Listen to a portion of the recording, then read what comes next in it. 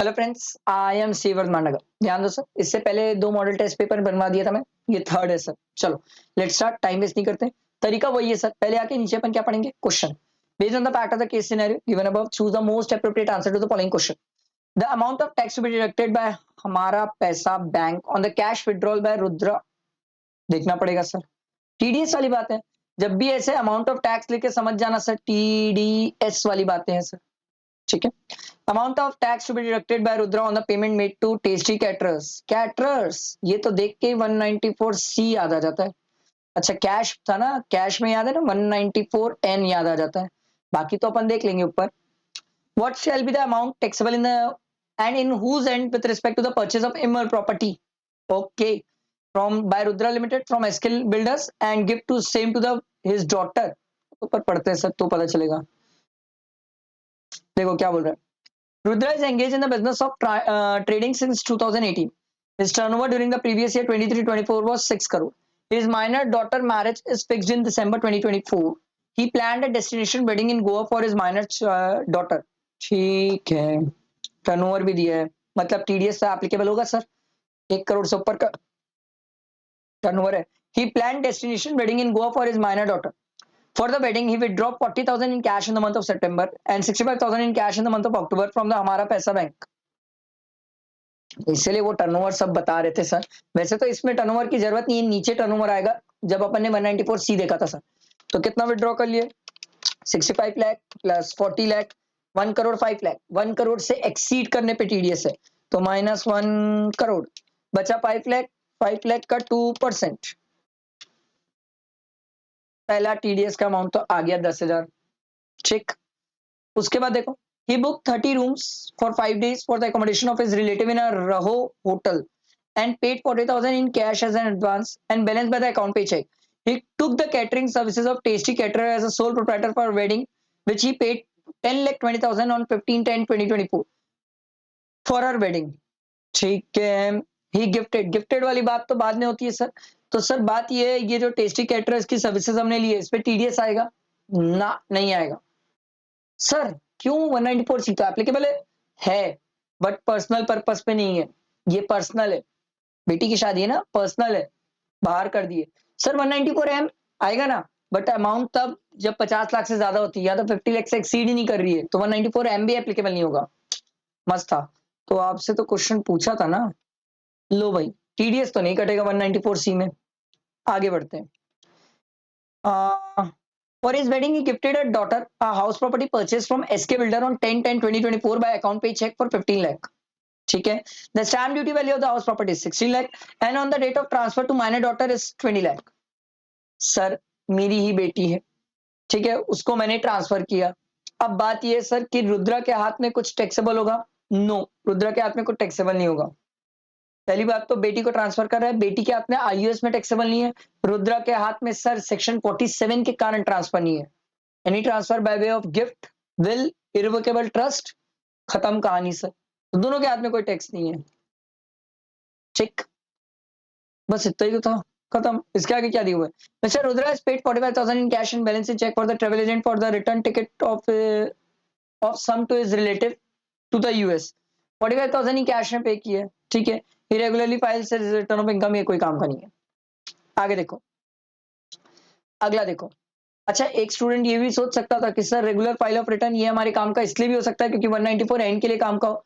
अगर नहीं फाइल करता तो हमारे लिए काम का होता, क्योंकि 2 और 5% आ जाता। अभी तो रेगुलरली रिटर्न फाइल करता तो हमारे लिए 2% काम का था। अगला क्वेश्चन देखो, पहले नीचे आगे पढ़ो क्या बोल रहे हैं हमसे। Based on the fact of the case scenario given above, choose the most appropriate answer to the following question. What is the amount of interest allowable as deduction under section 24 to mister Mayank? Deduction आपको बताना है sir of the interest. Amount of deduction permissible to Mr. Mayank under the Chapter 6A of the Income Tax Act 1961 if he is opted out of the default tax regime. ठीक है। फिर in whose hand Sia's rental income from house property at Haryana be taxable and how much income would be taxable? चलो देखते हैं।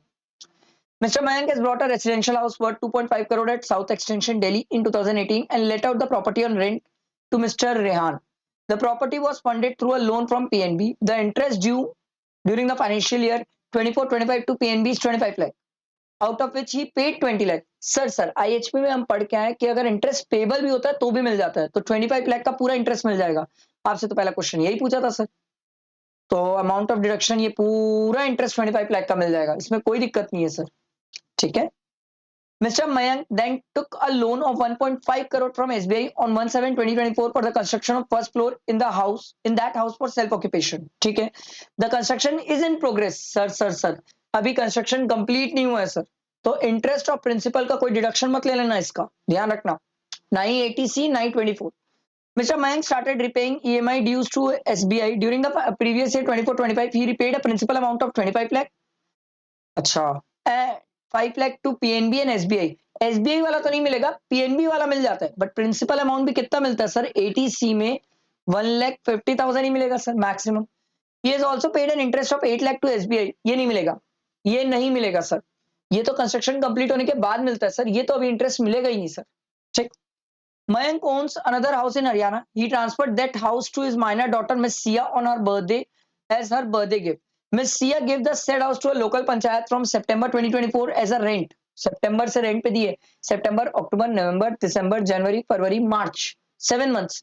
तो sir 5,000 into 7, 35,000 minus 30%। Sir 35,000, इसका 30% 10,500, इसको minus कर लो, ये आ रहा है सर 24,500। नीचे मिला था ना sir 24,500। Mrs. Mayank's total income is higher than that of Mr. Mayank. Wow, this is the first year when she has any other source of income. Mrs. Mayank की इनकम ज्यादा है, तो क्लब किसके हाथ में होने वाला है सर? ये भी तो अच्छी बात है सर, ये अच्छा पॉइंट है। क्लब किसके हाथ में होगा सर? बताओ भाई, क्लब किसके हाथ में करे अपन? हाँ ये रहा क्लब, किसके हाथ में करना है? मिस्टर मयंक की मिसेज मयंक? घर किसका है? मयंक का है। उसने अपनी बेटी को, ठीक है, माइनर डॉटर को दिया सर। तो सर क्या मिस्टर मयंक डीम्ड ओनर है इस घर का? यस। तो इससे जो इनकम होगी वो किसके हाथ में क्लब हो जाएगी सर? मिस्टर मयंक के हाथ में। ये अच्छा पॉइंट है। बहुत सारे स्टूडेंट इसमें गलती कर सकते हैं, मैं तो आपको बता रहा हूं मेजॉरिटी ऑफ द स्टूडेंट इसमें गलती कर सकते हैं। मेजॉरिटी ऑफ द स्टूडेंट वो मिसेस मयंक के हाथ में डाल देंगे सर, पर आप ये नहीं देख रहे हो कि घर किसका था? मिस्टर मयंक का था सर। और इसके कारण सर सेक्शन 27 एप्लीकेबल हुआ, और सेक्शन 27 ने मयंक को डीम्ड ओनर माना, और डीम्ड ओनर माना तो उससे जो इनकम हो रही है वो मयंक के हाथ में होगी। ये अच्छा पॉइंट है, मेरे को तो अच्छा लगा सर। अगला देखो, Mr. Mayank bought electric vehicle worth 50 lakh on loan from BSM Bank, which it has sanctioned on 1/4/2022. BSM Bank charge an interest of 7 lakh on the electric vehicle. मिलेगा कितना? 1,50,000 मिल जाएगा इंटरेस्ट। ठीक है, ये अपन 80EEB में claim कर लेंगे sir. Mr. Mayank has also taken a loan from ABC for his daughter's higher education. ठीक है, he has paid 50,000 as interest to ABC. ठीक है, he also paid mediclaim of 20,000। तो इंटरेस्ट पे किया है सर हायर एजुकेशन, ये 80E में मिल जाएगा, और मेडिक्लेम मिल जाएगा 80D में। तो टोटल डिडक्शन कितनी हो गई सर? 50,000 प्लस 20,000 प्लस 1,50,000 प्लस ऊपर भी तो 1,50,000 था, प्लस ऊपर 1,50,000, तो ये आ रहा है सर 3,70,000। समझ आया? बैठा दिमाग में? अच्छा क्वेश्चन था सर ये। मेरे को तो लगा वो मयंक वाला जो क्लबिंग वाला था वो गलती करने के स्कोप में बहुत है स्टूडेंट के। देखो, compute the total income of mister Arpan for the assessment year 25-26 and the amount of loss that can be carry forward for the subsequent assessment year under the normal provision. Normal, ठीक है। तो as 35 year है। देखो, income from salary दिया हुआ है, IHP का loss है 2 लाख रुपए अपन एडजस्ट कर सकते हैं, तो 2 लाख अभी भी सैलरी की इनकम बची। और आईएचपी का लॉस है ब्रॉड फॉरवर्ड, बट ये ब्रॉड फॉरवर्ड वाला सर आईएचपी से ही एडजस्ट होता है, तो आईएचपी की इनकम नहीं है। तो प्रैक्टिकली आईएचपी में 2.5 लाख का लॉस है जो आप कैरी फॉरवर्ड करोगे। बिजनेस लॉस से एडजस्ट कर लोगे, बचा हुआ 20,000 आप कैरी फॉरवर्ड करोगे। ठीक है, 20,000 आप कैरी फॉरवर्ड कर दोगे। तो देखो ऑप्शन क्या दिया हुआ है, टोटल इनकम 2 लाख है, loss from house property 2,50,000 and business loss 20,000 to be carry forward to subsequent year. ये पहले ही ऑप्शन सही है। नाइस। अगला देखो, Mr. Raja, age 64 year, was not able to provide satisfactory explanation to the assessing officer for the investment of 7 lakh, not recorded in the books. अरे बाप रे, इसका 78% कर लो।